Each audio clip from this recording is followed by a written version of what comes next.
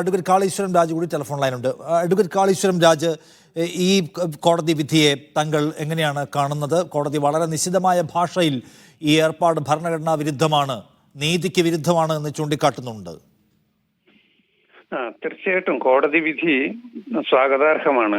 ഞങ്ങൾ ഉന്നയിച്ചിട്ടുള്ള ഏതാണ്ട് എല്ലാ വാദങ്ങളും, ഇലക്ട്രൽ ബോണ്ടിനെതിരായി ഉന്നയിച്ചിട്ടുള്ള പ്രമുഖമായിട്ടുള്ള എല്ലാ വാദങ്ങളും, പ്രധാനമായിട്ടുള്ള എല്ലാ വാദങ്ങളും കോടതി അംഗീകരിച്ചിട്ടുണ്ട്. പ്രധാനമായിട്ട് ഈ 3 നിയമങ്ങൾ, കമ്പനീസ് ആക്ട്, അതുപോലെ representation of the people act, income tax act, ഈ 3 നിയമങ്ങളിൽ ഇലക്ട്രൽ ബോണ്ടിന് ഫെസിലിറ്റേറ്റ് ചെയ്യുന്ന വിധത്തിൽ വരുത്തിയിട്ടുള്ള ഭേദഗതികളാണ് ഞങ്ങൾ ഈ കേസിൽ ചോദ്യം ചെയ്തത്.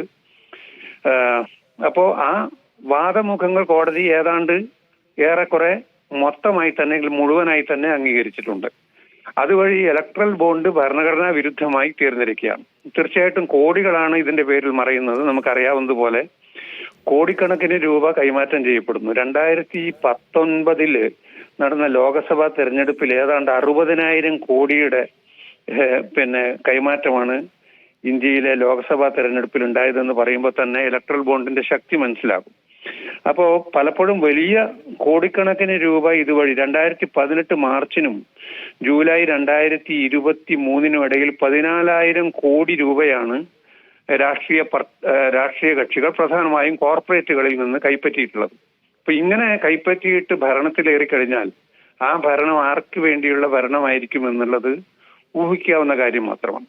അപ്പോൾ അത് ഭരണഘടനാ വിരുദ്ധമാണ് എന്ന്, കാരണം അത് നമ്മുടെ അറിയാനുള്ള അവകാശത്തിന്റെ നിഷേധമാണ്, സ്വതന്ത്രമായ തെരഞ്ഞെടുപ്പ് എന്ന സങ്കല്പത്തിന്റെ നിഷേധമാണ്, അതുവഴി ജനാധിപത്യത്തിന്റെ തന്നെ നിഷേധമാണ്. ഇതെല്ലാം കോടതി ഇന്നത്തെ ജസ്റ്റിസ് ചന്ദ്രചൂഡ് വിശദമായിട്ട് തന്നെ വിധി വായിക്കുകയുണ്ടായി. ഇതെല്ലാം പറഞ്ഞിട്ടുണ്ട്. പക്ഷേ ഒരു ജാഗ്രത കുറവ് ഈ കാര്യത്തിൽ കോടതിയുടെ ഭാഗത്ത് നിന്നുണ്ടായിട്ടുണ്ട്.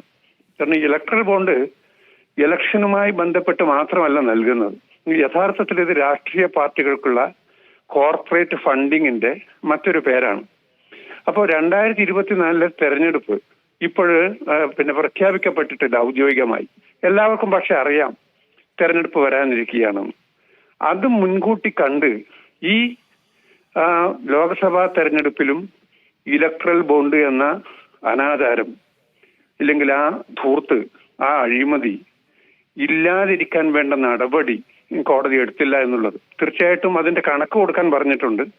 അതിന് ഒരു സമയബന്ധിതമായി കണക്ക് ഇലക്ഷൻ കമ്മീഷണർക്ക് സ്റ്റേറ്റ് ബാങ്ക് കൊടുക്കണമെന്ന് പറഞ്ഞിട്ടുണ്ട്. പക്ഷെ അതിന്റെ അർത്ഥം അത് തടയപ്പെട്ടു എന്നുള്ളതല്ല.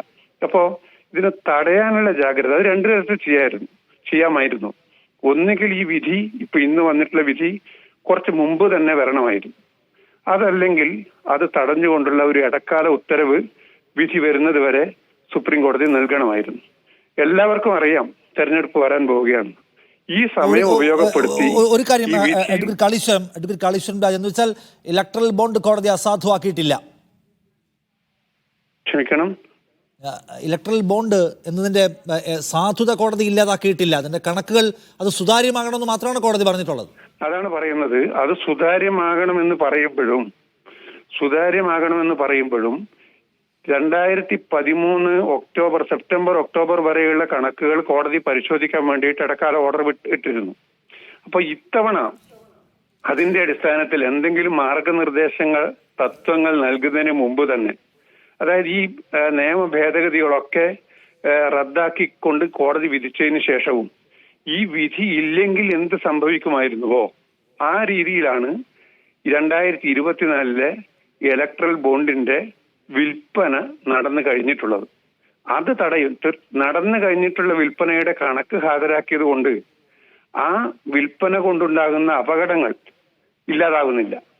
സുതാര്യമാക്കുന്നു എന്ന് പറയുമ്പോഴും ഇത് തെറ്റായിട്ടുള്ളൊരു കാര്യം, കോടതി ഇപ്പോ തെറ്റാണെന്ന് പറഞ്ഞു കഴിഞ്ഞിട്ടുള്ളൊരു കാര്യം, അത് നടക്കാനുള്ള സാഹചര്യം കോടതി ഉണ്ടാക്കി വെക്കരുതായിരുന്നു എന്നുള്ളതാണ് ഞാൻ പറയുന്നതിന്റെ താല്പര്യം.